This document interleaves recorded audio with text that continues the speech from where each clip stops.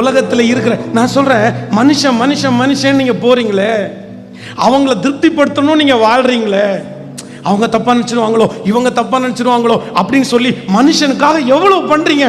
ஆனா இதே மனுஷன் நீங்க ஒண்ணும் இல்லாத போது உங்க கூட இருந்தாங்களா, உங்க கூட வந்தாங்களா, உங்கள்கிட்ட பேசினாங்களா? இல்ல. ஆனா ரத்தத்துல கடந்து ஒண்ணுமே இல்லாம இருக்கும்போது, எல்லாரும் உங்களை கைவிட்ட போது, யாருமே உங்க பக்கத்துல வராத போது, நான் சொல்றேங்க, இந்த பலிபீடத்துல நிற்கும் போது கூட எந்த இடத்துல போனாலும் நன்றி உள்ள உணர்வோடு தாங்க நான் நிற்கிறேன்.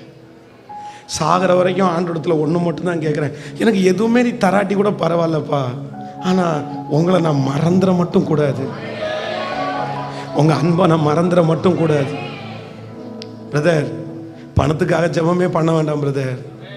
சிஸ்டர், பிரச்சனைக்காக என்ன கேட்டா அப்போஸ்தலனாகிய பவுல் எங்க ஜெபம் பண்ணா?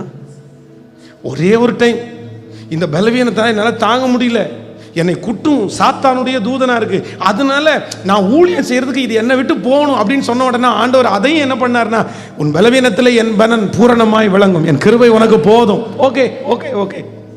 கப்பல் சேதத்தில் இருக்கும்போது கூட நான் சாக போறேன், விரியன் பாம்பு அவன் கையில கவும் போது கூட, ஆண்டவரே, சிறைச்சாலையில் இருக்கும்போது கூட என்ன, அங்க கூட சிறைச்சாலையில் கூட உட்காரும் போது கூட சந்தோஷமா இருந்தாராமா. சந்தோஷமா இருங்கள் என்று மறுபடியும் உங்களுக்கு சொல்லுகிறேன். அவங்களுடைய வாழ்க்கையை பெரிய விஷயமா எதையுமே அவங்க கேட்கல. காரணம் என்ன அப்படின்னா, நான் ஜெபிக்கவே வேண்டாம், எனக்கு தேவையானதை கர்த்தர் தந்துருவார், நான் ஒன்று மட்டும் பண்ணினா போதும், இந்த ஆண்டவருக்கு நன்றியுள்ள ஒரு வாழ்க்கை.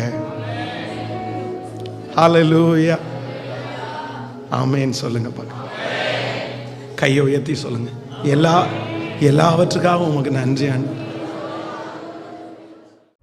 நீரே வழி, நீரே சத்தியம், நீரே ஜீவன் இயேசையா.